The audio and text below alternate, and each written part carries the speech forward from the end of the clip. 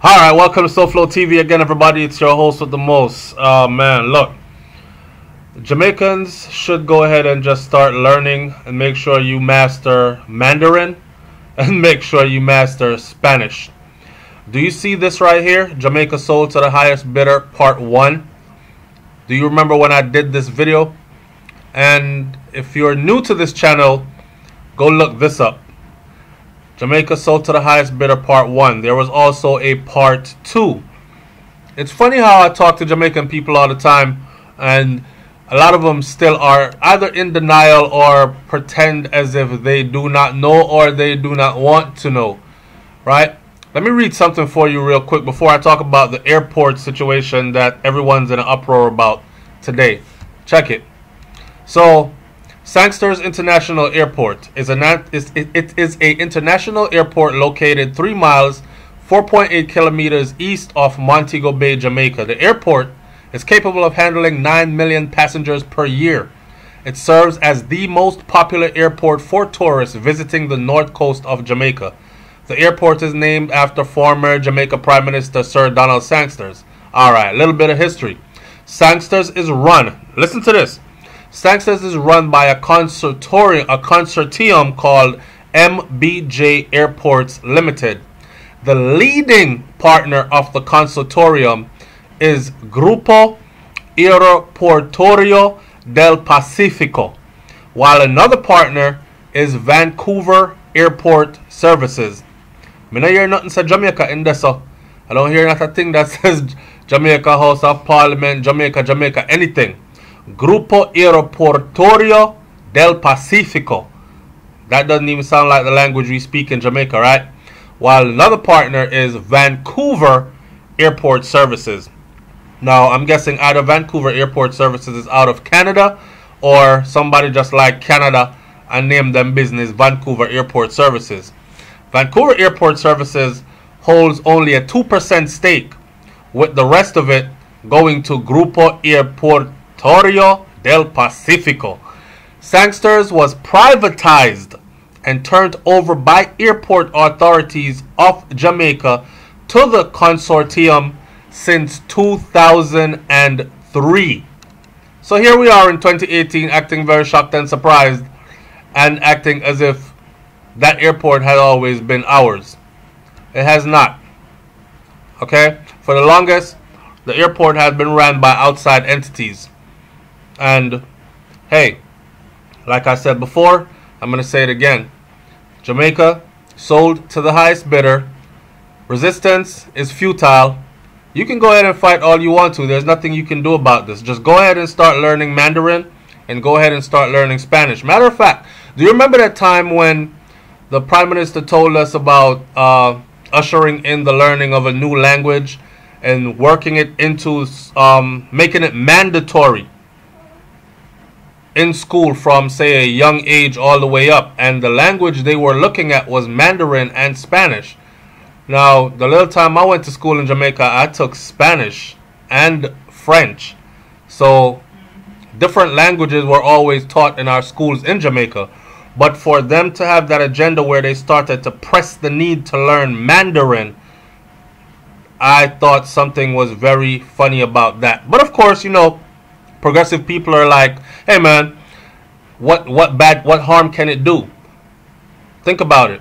If we learn and master Mandarin or Spanish and then we get a little visa and we fly out, we're just going to be bilingual in another country and more opportunities out there for us, which I agree with. I cannot say that that's not true, because even say to get a job in Miami, Florida today at a certain level, they ask that you be bilingual. Bilingual for them meaning Spanish, because the Spanish population is so huge here.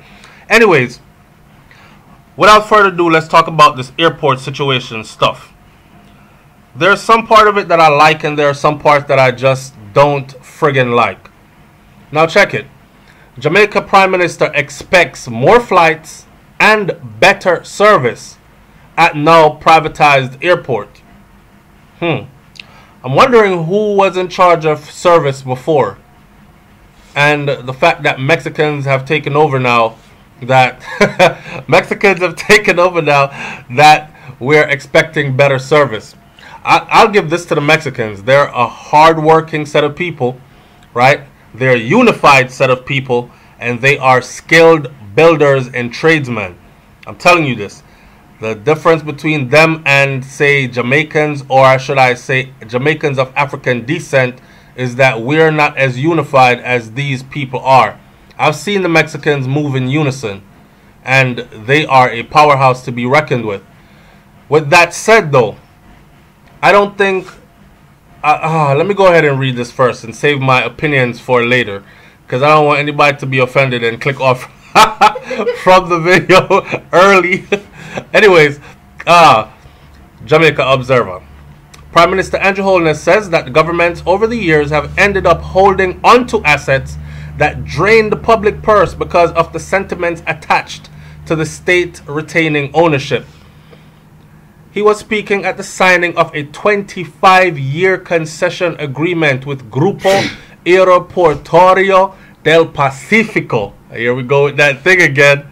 Otherwise called GAP, G-A-P, for the privatization of the Norman Manley International Airport at Jamaica House yesterday. Under the agreement, the state will retain ownership of the airport. So he's saying that under the agreement, Jamaica will retain ownership of the airport. That's my wife in the background sneezing, people, pardon me. Under the agreement, the Prime Minister is saying that Jamaica will retain ownership of the airport. But the Prime Minister pointed out that the government is not the expert in the management of airports. At the end of the day, what I believe the public wants more than anything else is a well-managed facility that delivers a service efficiently and at an affordable price point. He has a point. So we have to keep engaging the public because there is a short-sighted view of ownership which actually close out the full utilization of the value of the assets, he stated. I just love when these politicians start to use this mixy, mismatchy, mixed up words, kind of. Just come out and talk straight and plain to the people. You understand? This right here sounds like we need an attorney to understand this. Holness argued that, I don't know who he was arguing with, but Holness argued that allowing entities with the competent skills to take over an asset like the Norman Manley International Airport unlocks a new world of opportunity for the airport, adding that the public-private partnership process allows the resources of the country to be paired with the skills and competencies that can best unlock the value of the assets. Alright, so as a Jamaican, I'm saying this to myself right now. Holness argues that allowing entities with the competent skills to take over an asset like the Norman Manley International Airport unlocks a new world of opportunity for the airport. Okay, I understand that I'm going to be on both sides of the fence here because, one, I understand that this Grupo El Pacifico, whatever that GAP, I understand that GAP has links because this isn't the only airport. I believe it was 14 airports that are under their care, right? So I'm guessing that Jamaica leaders did their homework and saw GAP's track record. Besides, GAP has had one of our other airports under its control for the longest, and we didn't know anything about it, and we were fine with it. Matter of fact, I did a video which not too many Jamaicans paid attention to, where it said that the Donald Sangster's International Airport had gotten voted the most prestigious award in travel and tourism, and this award is not awarded by an entity of Jamaica. This is awarded by a world entity outside of Jamaica that travels to many different destinations throughout the world, and they have awarded Jamaica the top destination for Donald Sangster's Airport for a number of years in a row. I would have to go revisit that video, but I believe it was like 7 years straight. Now, come to find out, I was proud, but because I thought that the airport was being ran by Jamaicans. I cannot be a hypocrite now that I've found out that that airport was actually being ran by a Mexican entity. So with results like those, I'm guessing is the reason why they have now turned over our other airport to the same entity. Holness argued that, before I go any further, my issue is this. Did we not have in Jamaica, though, well-managed facility to deliver service effectively, Did we not have in Jamaica competent skills to run Norman Manley International Airport? The room goes silent. Moving right along, he said as a result of this divestment, Jamaicans will become beneficiaries of an expanded runway and infrastructure investment that the government could not undertake on its own without sacrificing important social and economic expenditure. Now, they're about to do some renovations at the airport, and they're supposed to be widening and lengthening the runways, and they're supposed to be totally revamping and renovating the area where you arrive, the arrival area, and all this other stuff. And it's supposed to look beautiful when they're done. And the runway is supposed to accommodate more planes going in and out, which means more business at the end of the day. As a Jamaican, though, the things that we're concerned about more is customs are going to overcharge me and dig in my pocket when I come in with a television. Is customs going to continue to overcharge us for things? Is customs going to continue to bar us and ban us from bringing in, say for instance, a vehicle has to be 5 years or less old to be shipped into the country? Or if you ship one in, you have to pay about the same price you paid for that vehicle overseas just to clear that vehicle through customs. I'm willing to bet, though, that they're going to tell us that it's two different entities. The airport is the airport and customs is customs. We work hand in hand, but that's a different entity. So I don't think there will be any break in this for the normal Jamaican citizen.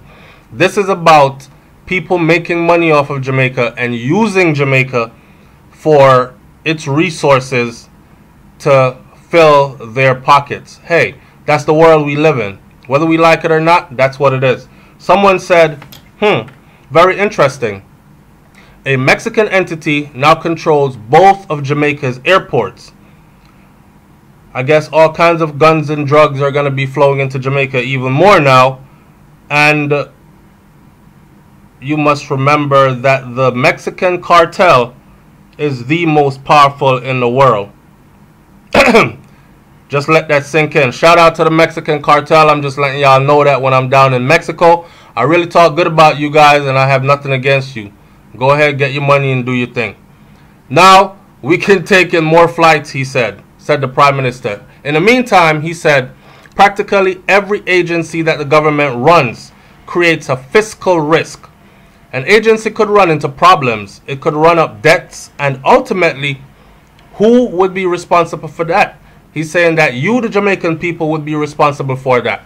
If we undertook that, if we held on to our airports, just because it's our airports and we say we want to keep our airports, but our airports are falling apart and we don't have the money. Them politicians are wicked in the blouse and skirt. But anyways, we don't have the money to fix up our airports to look like world-class airports. So if we undertook that and fixed it up, it would be at the expense of the people. I don't think the people would mind. I honestly think that die-hearted Jamaicans want to have their own airports. They want to know that our airports are ran by Jamaicans. They want to know that we have an Air Jamaica, even though Air Jamaica gone a long time. But we wanted to know that we have an Air Jamaica and our own airports. What other country do you know that, well, I don't know, because this company Gap is actually, and I have to go do my own research. I'm guilty of not doing a deeper research here to find out what are the other 14 countries that whose airports are under the control of Gap. You, the people, he said, would have had to foot the bill for this, which we have seen happen with several public enterprises, because governments sometimes are not the best people to provide some of the services that these enterprises are providing. But governments are sometimes afraid to enter upon a conversation about who best should run the enterprise and provide the service, he stated, adding that governments end up paying for that with national debt. And God knows Jamaica don't need no more national debt. The Norman Manley International Airport has been marketed to investors as an entity that should provide strong improvements in financial performance under a private operator with potential for earning before interest, tax, depreciation, and amortization margins above 50%. All right. So I guess they're saying they're going to double the profits of what it's making now. Let's see. Under the deal, GAP has an option to extend the agreement by an additional 5 years. Of course, Jamaica would have to agree with that during the concession, but damn, they have in their sweet deal of 25 years, they have an option to extend for another 5 years. Listen, 25 years from now, a lot of us won't even be around. But anyways, during the concession period, GAP will fully operate the Norman Manley International Airport. Will fully operate the Norman Manley International Airport. So when Andrew Holness is saying that Jamaica will retain ownership, what kind of an ownership is it when it is fully operated by someone else? I guess you could look at it like this. I own a limousine, right? But I have a chauffeur. And my chauffeur drives the limousine, but it is owned by me. Look at it like that. I would hate to have people feeling hopeless and helpless after listening to this video right here, but I'm trying to spin things the best way I can and try to make sense of this the best way I can. He says that GAP will fully operate Norman Manley International Airport. And may I tell you that they fully operate the Donald Sangsters already. And is responsible for improving the efficiency of landside and airside operations, financing and completing the modernization and expansion, and maintaining and upgrading the facilities of the airport. So in other words then, all the revamping that's going to be done, if we want better planes upgraded, if we want whatever is going to be done to make this another #1 destination in the world, it will not cost Jamaica a penny. What it will cost Jamaica is they will have to relinquish ownership of their airport for 25 years. But while this entity is in ownership of it, Jamaica will be collecting a percentage of the gross income of this, to give you a better understanding. I don't know. He went on to say that this investment modality is without doubt a critical element of the government's economic growth strategy. It is evident that the PPPs are excellent vehicles for unlocking the value of assets, reducing debt, and mobilizing local and foreign investments in our economy, Holness said. He pointed out that GAP is no stranger to the airport business, as the Norman Manley International Airport will be the 14th international airport managed by the Mexican company. Now, I said before that they have 14 others. They have 13 others. Correction. Jamaica here, they have 13 others, to include one from Jamaica, and we only have 2. And now they have our second one, which will make it 14 airports managed by this Mexican company. Let me say this. When we think of Mexicans, we think of border jumpers, not meaning to sound any kind of way. We think of people that sneak into the U.S. and get deported on a regular basis at high levels. We think of people on the border of Texas and Arizona. We think of Mexicans, that type of Mexicans, because U.S. and world media has put into our minds over the years, this is what illegal immigrants look like, Mexicans. So for us, it might not sit right when somebody says that, oh, Jamaican airports are taken over by Mexicans. Immediately your mind goes to thinking, it's like when somebody says terrorist. Now I want you to leave in the comment section exactly what image came to your mind when I said terrorist. And I want you to know that that image was conjured up, placed in your mind, subliminally, subconsciously, for a specific purpose. I don't think that this is that kind of Mexicans. These are highly skilled business people that have been doing this for a long while, and they've been extremely successful at it.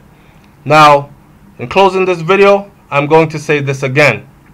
If you're Jamaican and you're in Jamaica, or if you're Jamaican, period, just go ahead and start learning Mandarin and start learning Spanish. Resistance is futile. Government don't ask us what they need to do. They do what they need to do, and we have no choice but to comply. That's just how it goes. Leave your comment in the comment section below, man. Let me hear what you got to say about this one. It's SoFlo TV. I'm up out of here. Peace.